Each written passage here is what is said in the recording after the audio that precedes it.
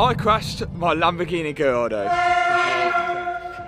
Fortunately, I'm okay, but the car is a little bit worse for wear. There would 100% category B this car because of all of this damage, which would mean that it could never go back on the road. And for that reason alone, is why I'm choosing to repair this myself.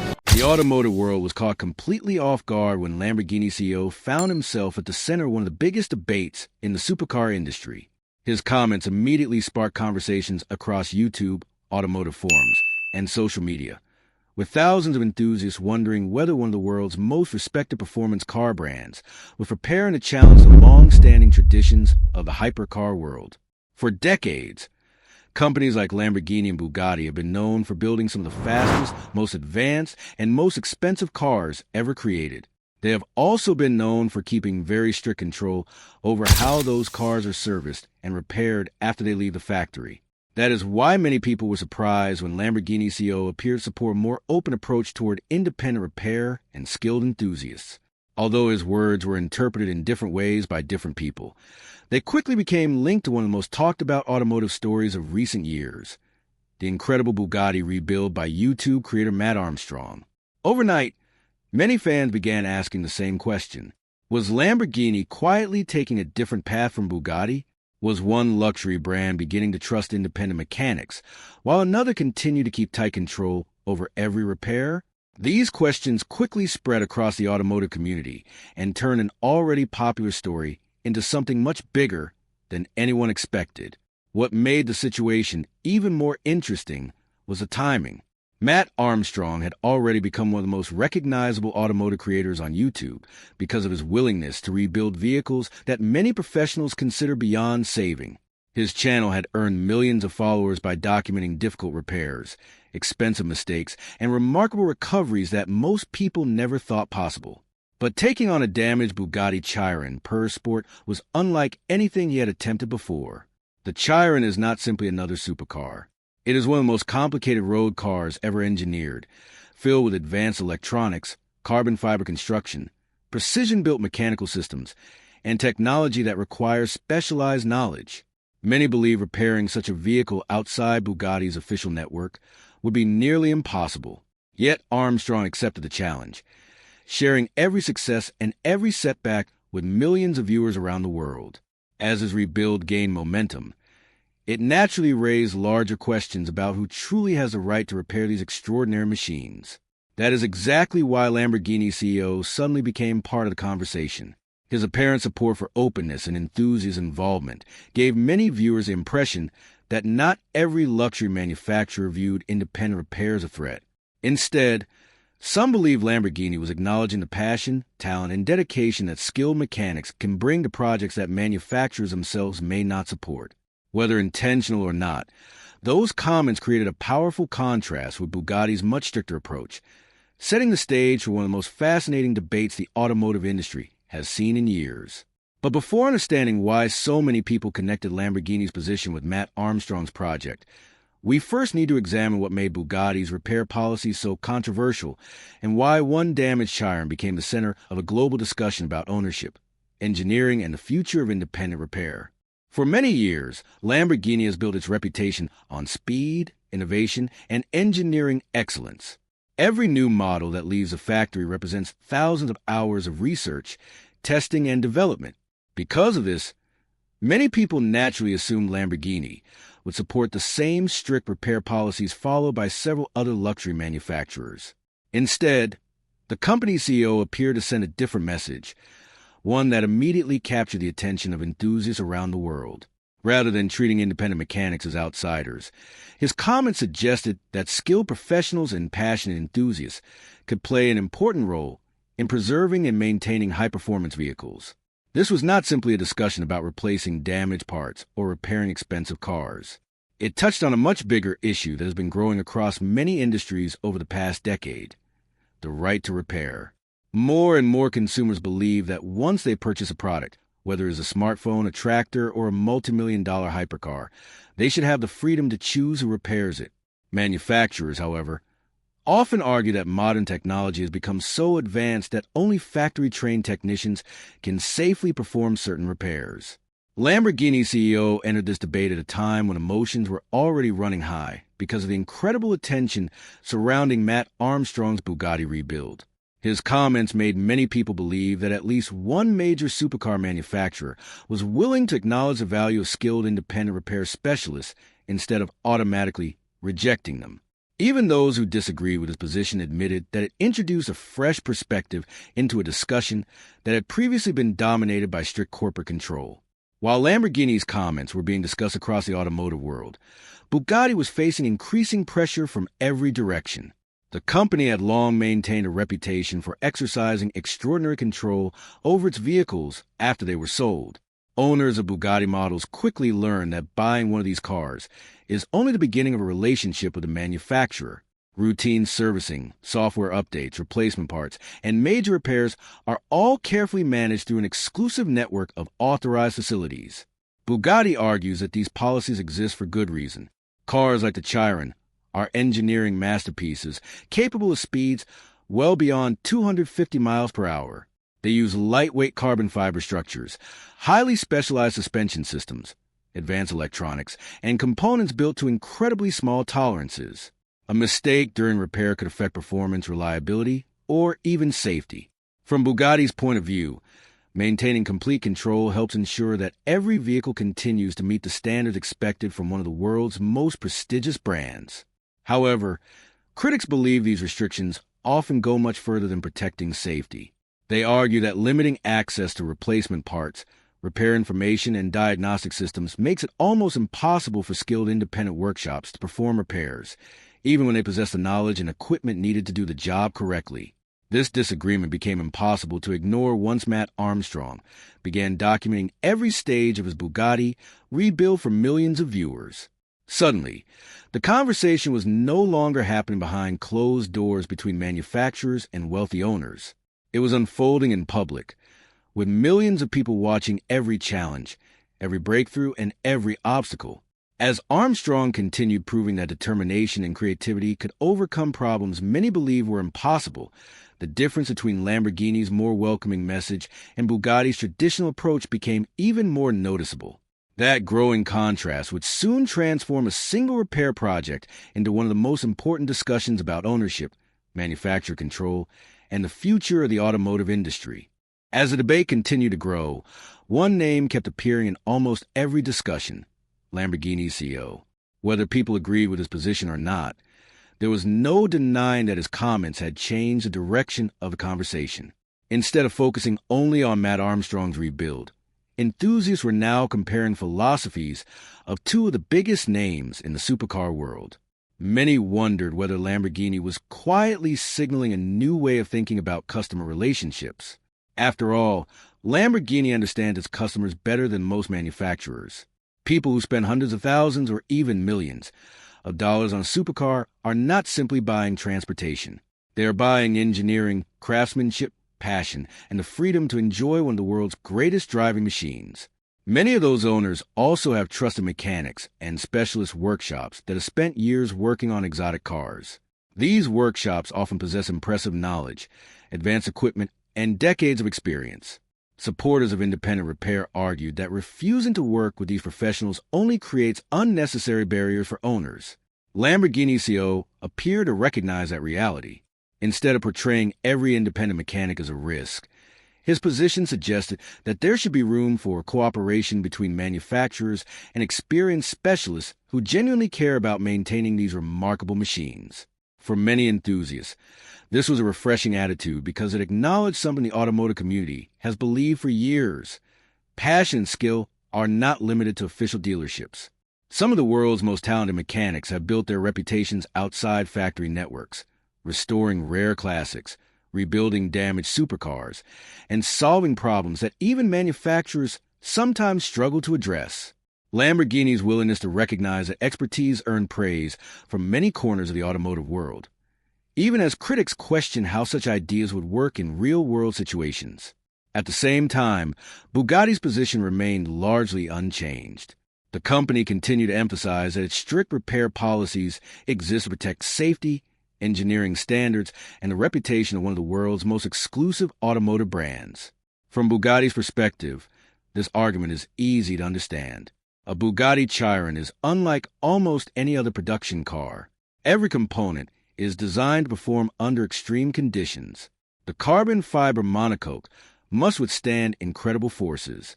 The quad-turbocharged W16 engine produces astonishing levels of power. The advanced aerodynamics, braking systems, suspension, and electronic controls all work together with incredible precision. Even a small mistake during repairs could have serious consequences. That is why Bugatti insists that only specially trained technicians using factory-approved equipment should perform major repairs. However, many enthusiasts believe the company has gone beyond protecting safety.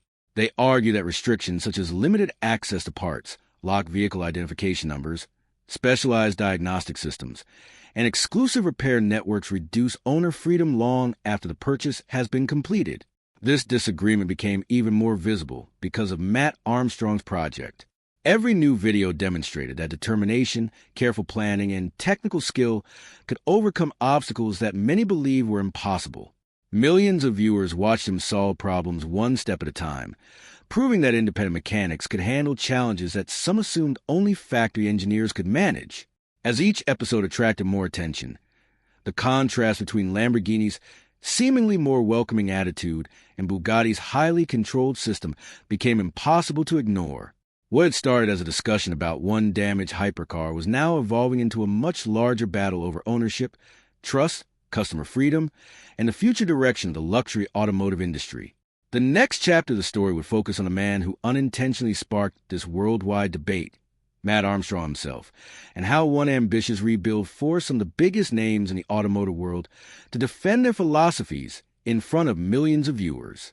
Long before he became the center of a worldwide debate, Mat Armstrong was simply known as a passionate car enthusiast who loved taking on projects that most people considered impossible. Unlike factory-trained engineers working inside luxury manufacturers, Armstrong built his reputation through experience, determination, and a willingness to learn from every challenge. His YouTube channel quickly became popular because viewers enjoyed watching ordinary-looking workshops accomplish extraordinary repairs. Instead of showing perfect cars sitting inside expensive showrooms, his videos focus on damaged vehicles that many believe belonged only in a scrapyard. Over the years, he rebuilt high-performance sports cars from brands like Lamborghini, Ferrari, Porsche, McLaren, and many others, proving again and again that patience, creativity, and technical skill could bring seemingly hopeless vehicles back to life. Every project attracted larger audiences because people appreciated seeing real mechanical work rather than polished marketing campaigns. But nothing compared to the attention generated by the arrival of a crashed Bugatti Chiron per sport. Even experienced mechanics admitted that repairing such a machine would be one of the most difficult automotive projects ever attempted outside the factory. The Chiron is not simply expensive. It represents some of the most advanced engineering ever placed into a road car. Every system is designed to operate with extraordinary precision, leaving almost no room for mistakes. Many experts believe that rebuilding one without complete factory support would be nearly impossible. Yet instead of walking away, Armstrong accepted the challenge. He knew the project would be difficult, expensive, and filled with unexpected setbacks, but he also understood that documenting every step would allow millions of viewers to witness something they had never seen before.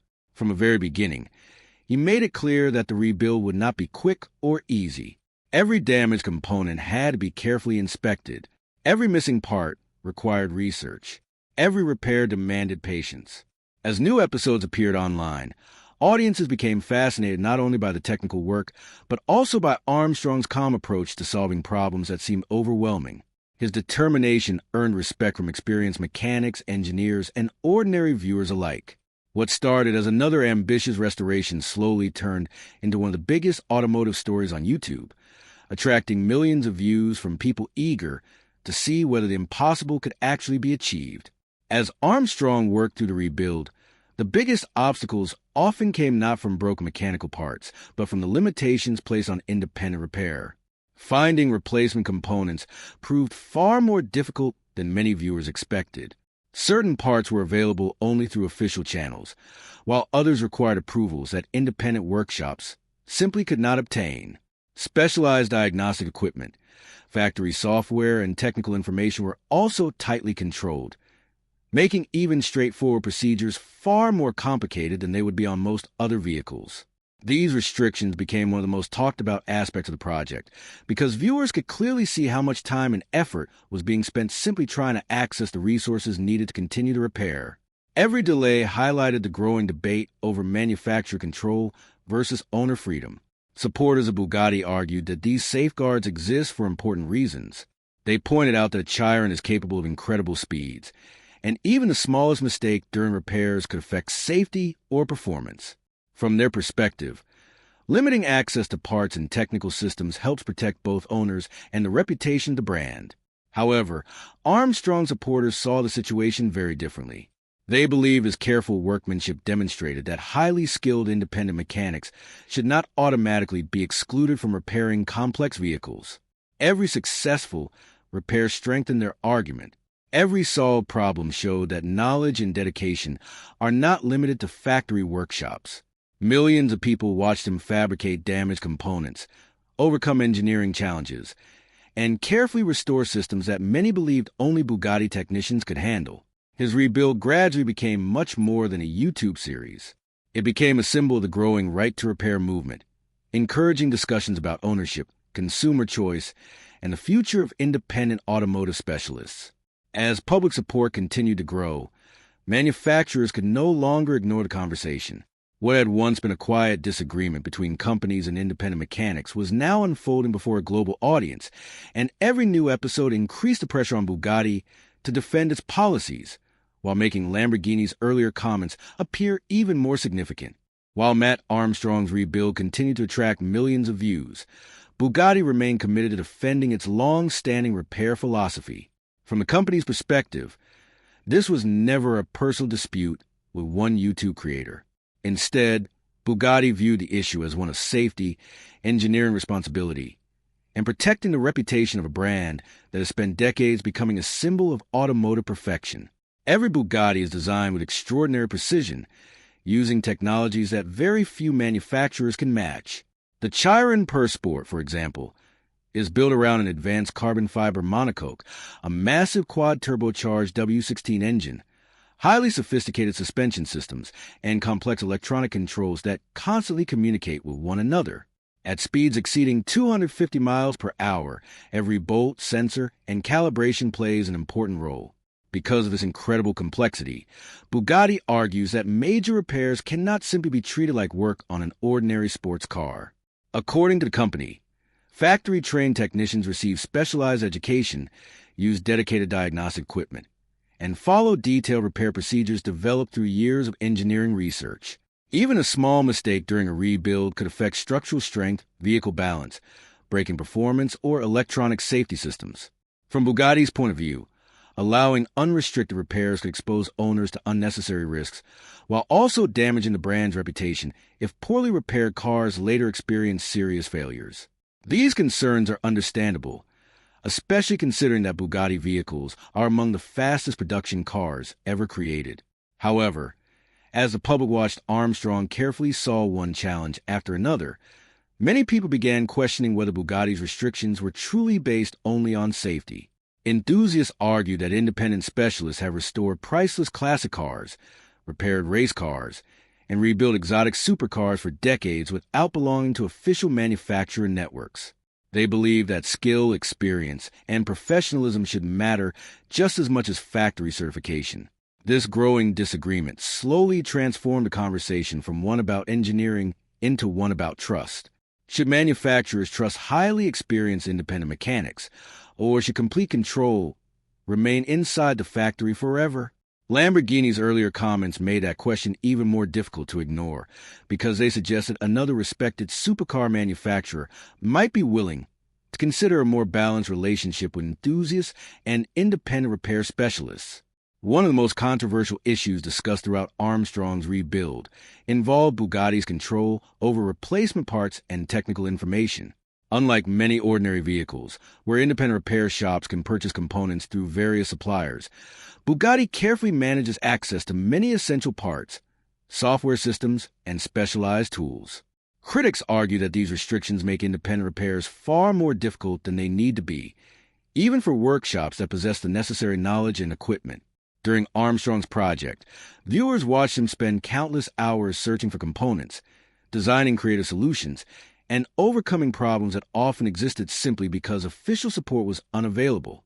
Instead of giving up, he relied on careful engineering, custom fabrication, and extensive research to keep the project moving forward.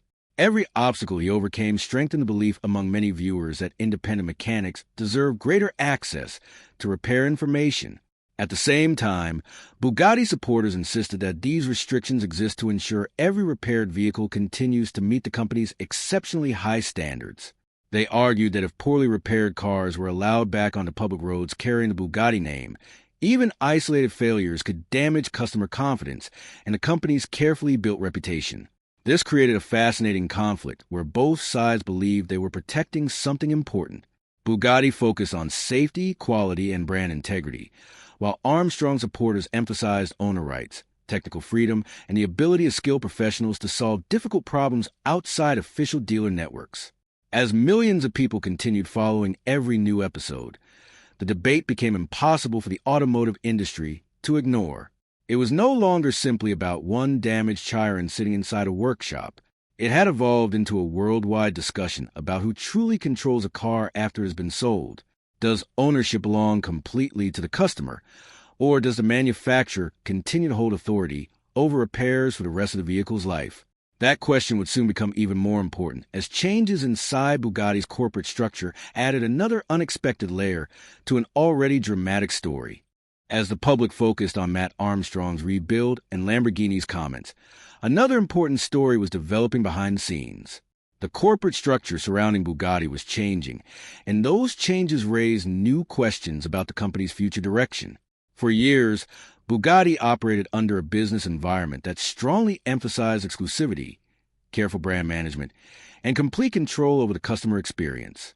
Those principles influenced everything from vehicle production to after-sales service and repair policies. Many automotive analysts believe that these traditions will continue unchanged for decades because Bugatti had built its entire reputation around perfection, precision, and exclusivity. However, recent business developments suggested that the company was entering a new chapter. Leadership changes, evolving ownership structures, and shifting market conditions forced many luxury manufacturers to rethink how they interact with customers in an industry that is changing faster than ever before. At the same time, Lamborghini appeared to be embracing a message that focused more on community engagement and recognizing the passion of automotive enthusiasts. Whether this represented a permanent change in philosophy or simply reflected one particular situation remained a subject of debate.